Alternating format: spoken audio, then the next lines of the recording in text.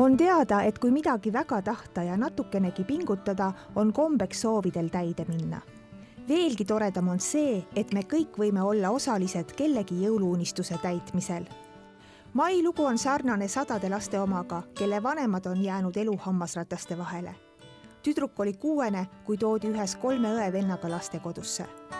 Varasem aeg on mälust kustunud. Mõnikord kummitab see unenägudes. Mis ajast sa üldse oma elu mäletama oled hakanud? Võib-olla 1. klassist. Mismoodi see 1. klassi minek oli? Koos kasvatajaga läksin, siis ma ei julgenud väga minna. Miks sa ei julgenud? Kartsin. Ma pole eriti rahva ees on niimoodi. Et sa oled kogu aeg olnud rohkem omaette. Kuigi Mail on siiani keeruline võõras situatsioonis toime tulla, on tal ühes vedanud ehk rohkem kui paljudel teistel. Mai teab juba väikesest peale, mida tahab. Mis sulle rõõmu teeb? Patsi tegemine. Patsi tegemine? Palju sa neid patse punud? Palju. Kui vanad sa esimest korda üldse patse punusid? Võib-olla 7-aastaselt. Kes see inimene oli? Seal taga. Sinu juhendaja, kasvataja? Ta tuli meile praktikale. Õhtuti tegin telekas patsi taga, kammisin ja siis ta tuli täiskohaga kasvataks. Meil oli kombeks õhtuti teleka ees istuda kõik vaikselt. Ja eks ta sealt tuli nii nagu iga väike tüdruk, et ta ühelt maalt tahtis hakata tegema patse.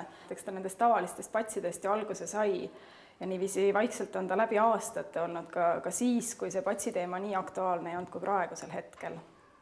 Aga temas on ka väga palju muid külgi, et näiteks tema imeilused savitööd, et see kunstniku hing või see, mis tema sees on, et kui ta midagi teeb, et siis ta tõesti ei kuule, ei näe mitte midagi muud, et ta on nii oma selle asja sees.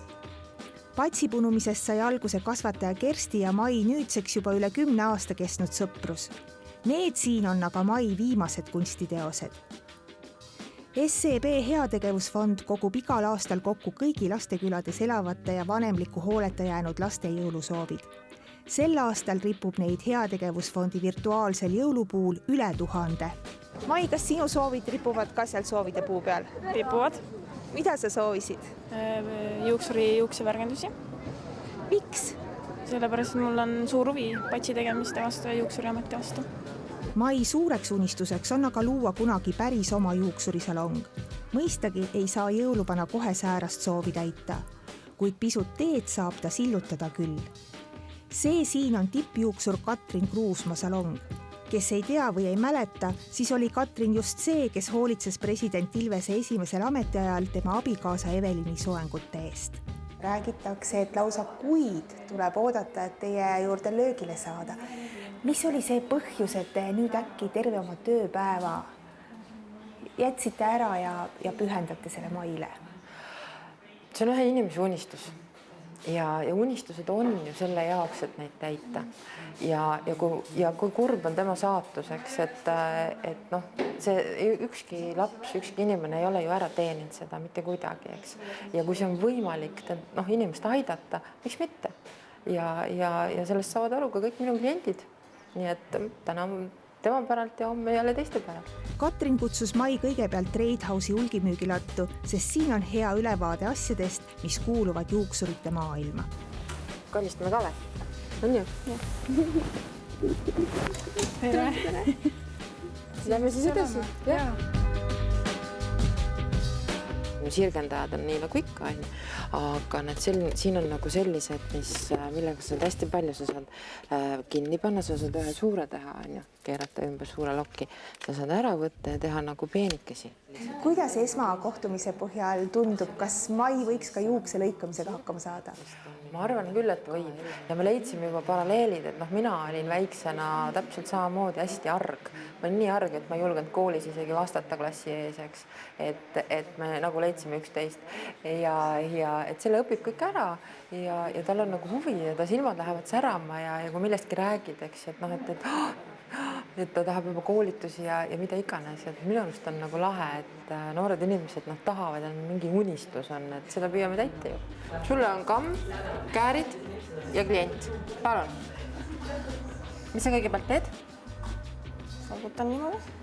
Kõigepealt teed jaotused. Mai on olnud oma soovides järjekindel.